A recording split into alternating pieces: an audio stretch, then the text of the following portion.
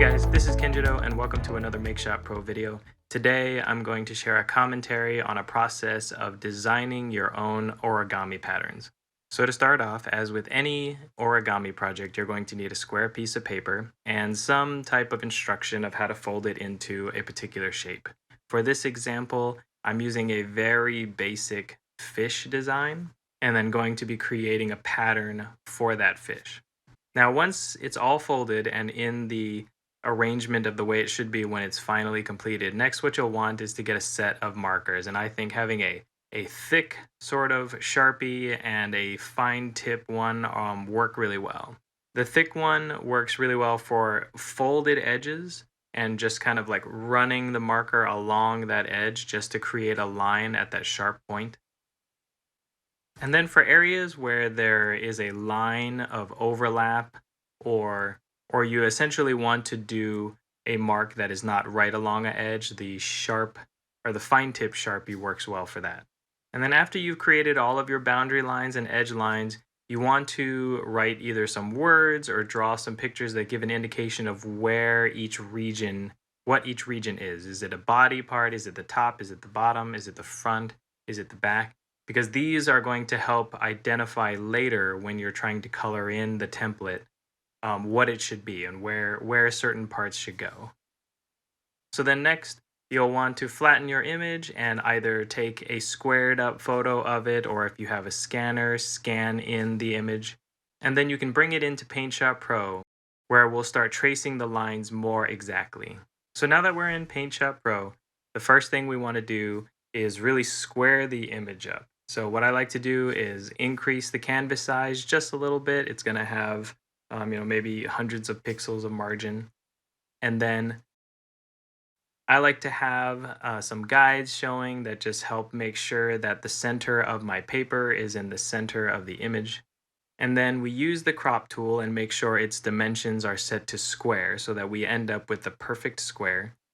So from what I can tell, my image is very well centered, and now I'm just going to drag in my crop tool to about where the edges are. It's not going to be perfect. The scan wasn't perfect, but then we'll go with that. So now I know my dimensions are perfectly square. I'll remove the guides, and then next I want to resize the image, and I want it to be like a nice clean set of dimensions, and primarily because it'll make adding the grid easier. So I'm going to turn on the grid and I'm going to set the grid dimensions to 50, or they already are in this case. So then when we enable view, what we can see is the grid lines up perfectly with the dimensions of our image. And we essentially have like 20 boxes by 20 boxes. And the key here is to note that where the hand-drawn lines are, pretty well line up with these grid locations. Maybe not in all cases, but in most cases, or if nothing else, we can kind of massage where the lines go to fit in these grids. And if we turn on snap for the grid, then it's going to make drawing these lines with the pen tool very easy. Now, since there's so many lines in view right now, and I'm going to be drawing more lines, what I like to do is just create a new raster layer and put it behind the hand-drawn layer. And then decreasing the opacity of the hand-drawn layer just so that it's not as obvious and it'll be easier to see the lines that I actually create. So we'll add a new vector layer. We'll select the pen tool and do the straight line drawing.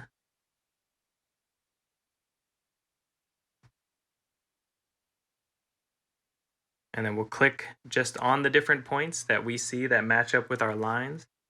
My line was a little too thick, so I shrank the width. And there we have it. And then each time we have to hit apply if we're going to draw a new line, just so that we're not constantly connecting everything together. And so then from here, I'm just going to be drawing all the solid lines where appropriate in the way that I've drawn it. And then in the cases of the dotted lines, I'm going to change the line style to a dotted line style. And if you're finding a situation where it's difficult to know whether your line should be in one box or another, Symmetry is typically going to be your friend. That if you drew a line that ended up on one side at a certain location, that there's a good chance the line on the other side should match. As well, if you're noticing that your hand drawn pattern doesn't line up well with the grid, and by design, perhaps, you can either increase the grid resolution or at a certain point, you can just turn grid snapping off and manually add the line. So once all your lines are drawn, you can turn off the grid and you can turn off your hand-drawn reference and look at it just to get a sense of, how well it matches. And if you're good, then you can move on to the next step, which is adding a new vector layer and then very nicely typing just the references that you had handwritten down. And this is really creating sort of the template aspect that if you want to create multiple patterns, multiple designs for this particular origami shape, you can always turn on and off this text field to help you each time you make a new iteration. So once you get all the text fields in, now it's on to colorizing and designing your pattern. So for the colorizing portion, the method that I have found that works really well for me, you can do something similar. There's a lot of different ways to do digital painting, but essentially we need to turn off the text layer. And for every enclosed region, what we want to do is create a new raster layer and then use the fill tool to fill that triangle or square or whatever that shape is. And we want each enclosed shape to be on its own raster layer. And the reason we want to do this is because then afterward we can use lock transparency to simplify painting our pattern on it. Now, if you're doing a object where it doesn't matter if you're painting and blending over into the different shapes because the ultimate shape that you're trying to create relies on that, then that's fine. In this particular case, with the fish, it can go both ways, but just for the sake of showing the approach, I'm going to have all the different triangles on different layers. And the way to achieve using the flood fill tool with referring to the lines drawn on the vector layer but translated onto the raster layer that you created is to check the use all layers box. So now I'm going to start with the side of the fish where the face and the front is. So conceptually in my head, it's easier for me to kind of visualize it if it's right side up. So I'm going to rotate the image so that the face is looking to the right but on the left. And then I can select that particular triangle and click the lock transparency button. And then I can begin to paint on it, and then that painting is restricted to just that triangle. So I'm going to speed it up here, but what you'll see is that I just use a variation of different brushes, different levels of size and opacity, different colors, and really this is just where the experimentation comes in. And then as you move along to the different triangles or shapes or whatnot that are on the different layers, you'll want to just remember to turn on lock transparency and consider just where certain seams are. And if there should be certain things that line up geometrically, you'll just have to kind of think about that and incorporate that into your design. But at this stage, the way that the PaintShop Pro image is arranged, you can very easily create a new pattern each time just by repainting over the different triangles with a different set of colors or using a different pattern or whatever you want to do. The template now is available for you to easily manipulate in the future. Now, one other aspect I'll mention is that I've marked some of the regions as hidden, and what that just means is that when it's fully folded and complete, those regions won't be very visible.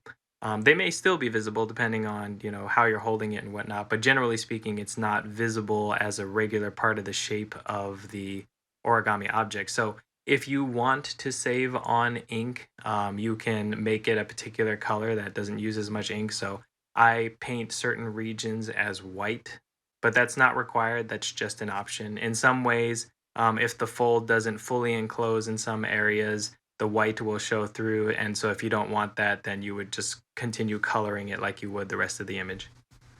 And so then once you get happy with how your design looks and you're happy with You've kind of double checked to make sure that all the colors line up with the different parts of the object that you're trying to create. If all that lines up right, then it's simply a matter of saving and printing your image. So you can print your image on any kind of paper. Typically for origami, my recommendation is the thinner the paper, the better, just because it makes it easier when you have to do multiple folds on, in a single area. It can just get really difficult if the paper is too thick. And then you'll want to cut just the square region out of your paper because you need to start with a square shape. And then you can fold your origami design in the way that you did that originally when you first came up with the design. And then now you have a much fancier, cooler looking origami design that you made and you could recreate and modify anytime in the future. So I hope you enjoyed that. I hope this just creates like an extra fun little spin for if you have kids or grandkids. This might be a fun activity for them to do. And you can customize and tailor it to whatever their interests are. And you can do this with any origami shape that you come across that you are able to do, even as I've ran through and done a bunch of them and created a handful of designs. Some are more difficult than others. And the more folds, the more complex the geometry is going to be when you color it. But I've created a blog entry with a number of designs that I've created for some specific origami shapes. Those are free. You can go to that site and just download those images and print them and just make them. The PSP template images will be made available for those who are patrons, so that way you can leverage the framework or the designs that I already created and have all the layers along with all the naming convention, and you can modify them to whatever design you like without having to create the template in the first place. So that's it for me. I hope this was sort of a fun one, and I hope it inspires you to do some fun things with origami. If you have any questions or would like to leave any suggestions, feel free to leave a comment. If you'd like updates on future content, feel free to subscribe. If you'd like to support me and my channel, check out the Patreon page link that I have on the TV screen, and I'll see you guys next time.